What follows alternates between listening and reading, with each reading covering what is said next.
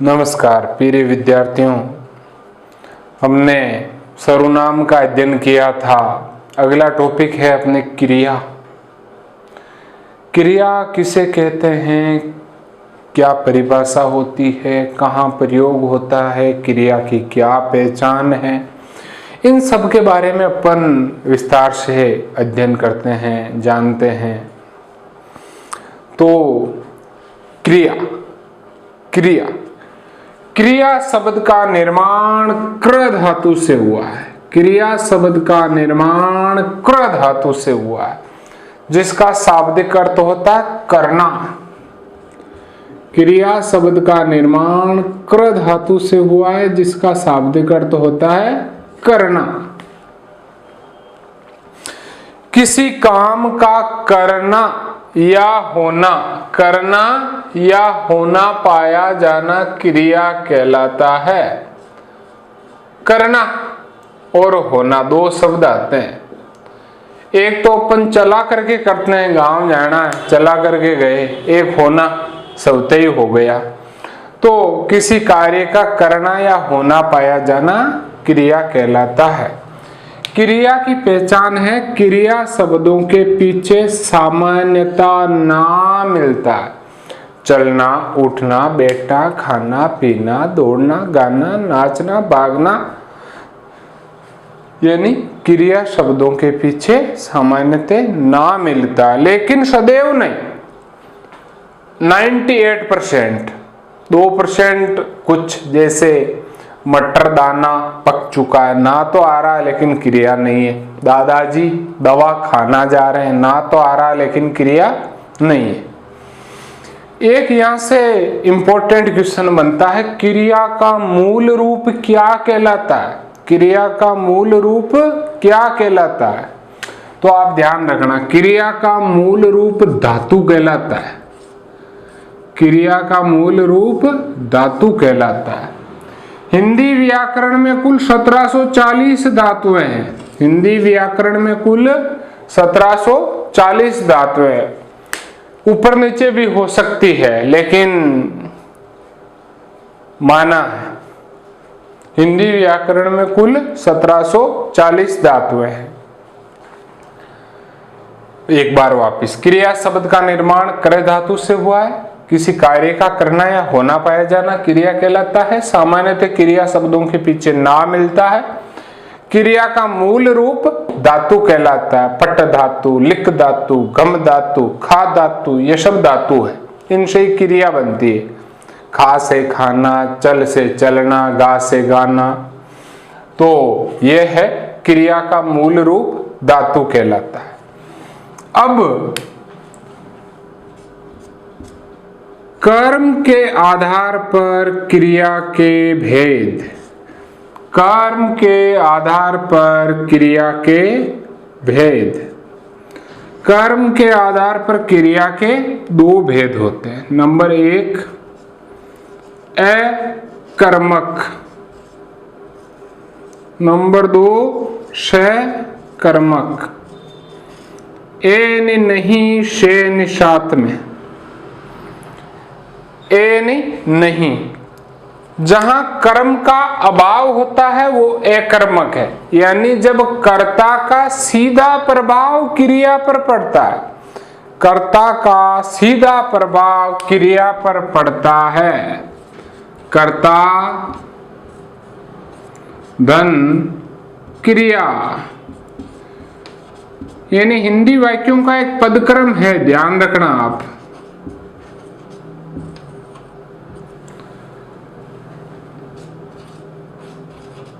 Ram killed Ravan, तो राम कर्ता हो गया, किल्ड मारना क्रिया हो गई, और रावण उसका कर्म हो गया। और इसी की मैं हिंदी ट्रांसलेट करता हूं, राम ने रावण को मारा, तो राम हो गया आपका कर्ता, रावण उसका हो गया कर्म, और मारना हो गई क्रिया। ये पदक्रम ध्यान रखना भैया, ये अभी बीएसटीसी में पूछा पिछली बार वाली में। तो कर्ता धन, कर्म धन, क्रिया, ये है हिंदी वाक्यों का पदक्रम, और ये ऊपर वाला है अंग्रेजी वाक्यों का पदक्रम, subject plus verb plus object. यहाँ पर subject plus object plus verb, ये हिंदी वाक्यों का पदक्रम है। तो जब कर्ता का प्रभाव सीधा क्रिया पर पड़ेगा अर्थात कर्म अनुपस्थित रहेगा, वहां पर अकर्मक क्रिया होती है। जैसे मोहन लिखता है, मोहन करता है, लिखना क्रिया है। सीता पढ़ती है, सीता करता है, पढ़ना क्रिया है। सकर्मक में जब कर्ता का प्रभाव क्रिया पर न पड़ के कर्म पर पड़ता है, कर्ता धन, कर्म धन, क्रिया, वहां पर सकर्मक होता है। इसमें ऊपर वाले में तो मोहन लिखता है और इसमें मोहन पत्र लिखता है, मोहन पत्र लिखता है।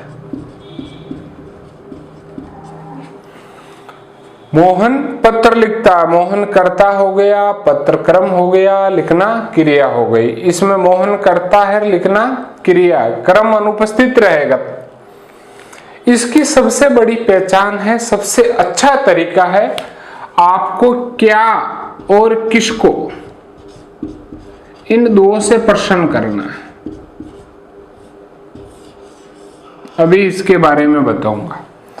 सकर्मक के दो भेद होते हैं, एक कर्मक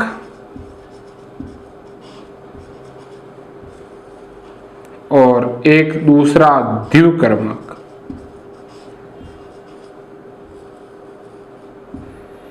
जहां पर ये सकर्मक या एक कर्मक एक ही बात है। मोहन पत्र लिखता है, राम खाना खाता है, राम क्या खाता है, खाना।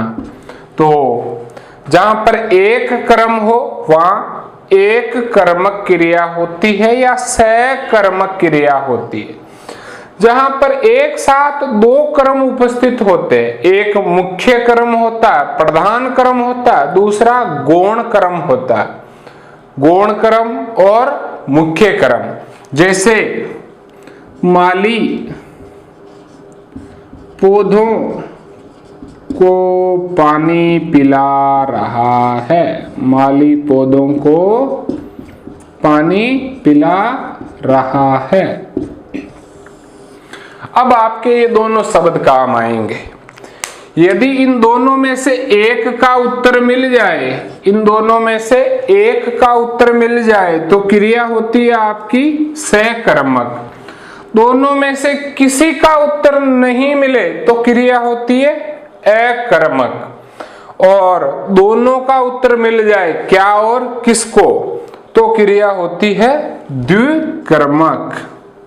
कैसे देखते हैं।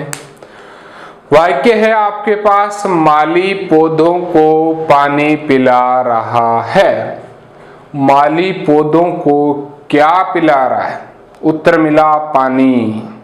माली किसको पानी पिला रहा है, उत्तर मिला पौधों को। तो जब क्या और किसको, क्या और किसको दोनों का उत्तर मिल जाए, क्रिया होती है द्विकर्मक। क्रिया द्विकर्मक की पहचान है।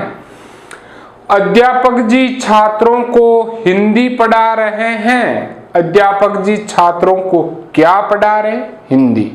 अध्यापक जी किसको हिंदी पढ़ा रहे, छात्रों को। तो जब दोनों के उत्तर मिल जाए द्विकर्मक क्रिया होती है। मोहन ने सीता को पत्र लिखा। मोहन ने सीता को क्या लिखा, पत्र। मोहन ने किसको पत्र लिखा, सीता को। जब दोनों के उत्तर मिल रहे हैं तो द्विकर्मक, और एक का उत्तर मिले तो अकर्मक। ये आपका एक सीधा साधा क्वेश्चन यहां से पढ़ता है द्विकर्मक का। 2 नंबर पक्के हो गए फर्स्ट ग्रेड में, पटवार में, एसआई में। अधिकांश से क्वेश्चन इसी का आता है, क्या और किसको दो शब्द याद रखना है। अब यहां पर होता क्या है, अपन कभी कभार अधिकरण कारक को ही क्रम मान लेते हैं। जैसे पक्षी छत पर बैठे हैं, पक्षी छत पर बैठे हैं।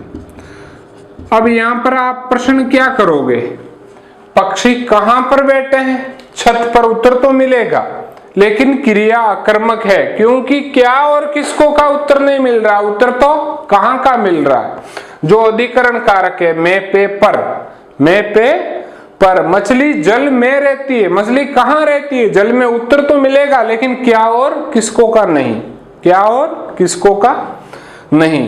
तो ये ध्यान रखना, आप अधिकरण कारक की पहचान कर लेना, वहां पर उत्तर तो मिल जाएगा, लेकिन आपको केवल केवल केवल क्या और किसको दो से ही प्रश्न करने, कहां, क्या, कब, कैसे, इन बाकी से प्रश्न नहीं करना, सिर्फ दो से ही। जैसे सुनीता हंसती है, सुनीता क्या हंसती है, कोई उत्तर नहीं मिला, क्रिया आकर्मक है। पक्षी उड़ते हैं, पक्षी क्या उड़ते हैं, कोई उत्तर नहीं मिला, क्रिया आकर्मक है। बच्चा खाता है, क्या खाता है, कोई उत्तर नहीं मिला, आकर्मक। बच्चा बिस्किट खाता है, उत्तर मिला बिस्किट, तो सकर्मक।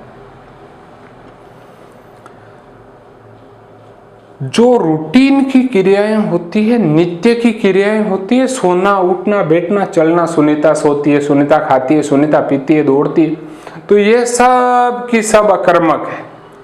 ध्यान रखना, नित्य की क्रियाएं, रूटीन की क्रियाएं सब की सब अकर्मक है। अब ये तो थे आपके कर्म के आधार पर क्रिया के भेद।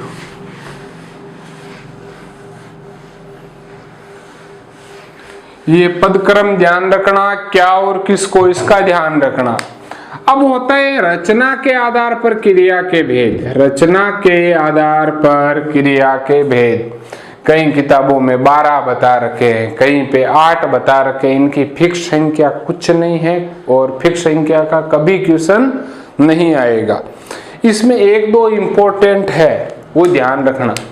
एक होती प्रेरणार्थक क्रिया, जब कर्ता खुद ने करके दूसरों से बाई प्रेरणा करवाता है, कर्ता खुद ने करके दूसरों से प्रेरणा के द्वारा करवाता है।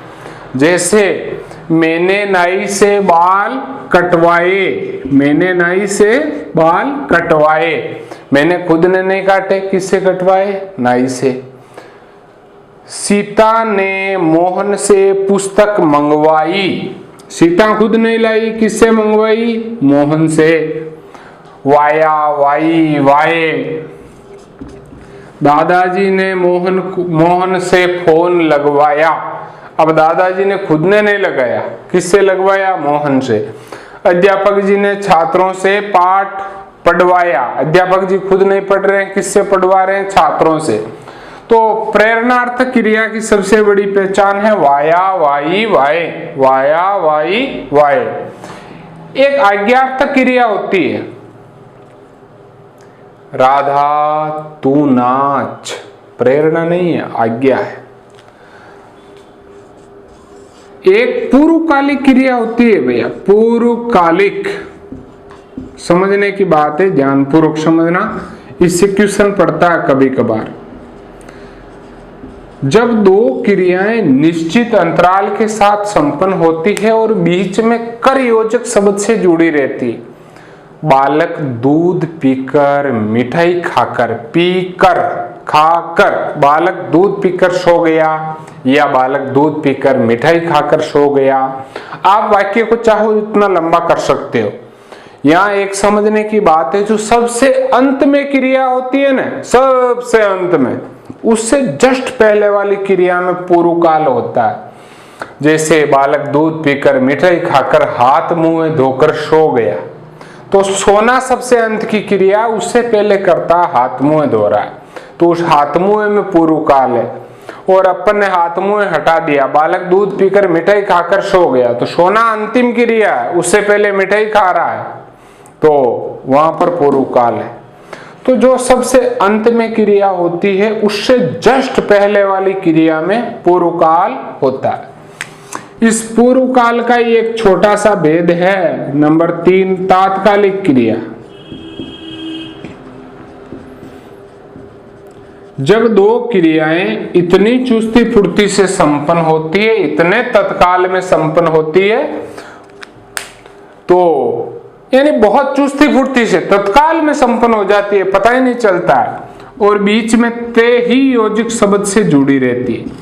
सलमान जेर खाते ही मर गया, सलमान जेर खाते ही मर गया। अब इधर से जेर खाया और उधर मर गया।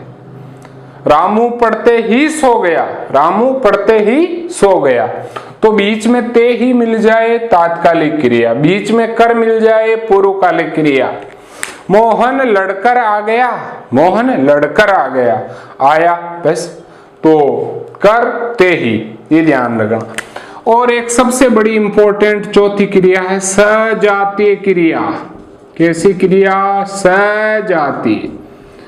जब कर्म और क्रिया दोनों एक ही धातु से बने होते हैं, जब कर्म और क्रिया एक ही धातु से बने हुए होते हैं, जैसे भारत ने आर पार की लड़ाई लड़ी, भारत ने आर पार की लड़ाई लड़ी, दोनों में लड़ धातु आ रहा है, दोनों में लड़ धातु आ रहा है। भारत ने आर पार की लड़ाई लड़ी। जब कर्म और क्रिया दोनों एक ही धातु से बने हुए होते हैं, वहां पर सजातीय क्रिया होती है। मोहन ने मिठाई का बाट बांटा, बाट बांटा बट धातु, ठीक है ना। बालक चाल चलने लगा, चाल चलने लगा, चल चल, तो यह है सजातीय क्रिया। धन्यवाद भैया। क्रिया से संबंधित और कोई आपको पूछना हो, जानकारी लेनी हो, तो बेफिक्र होकर के आप हमारे कमेंट बॉक्स में ले सकते हो। बहुत बहुत धन्यवाद।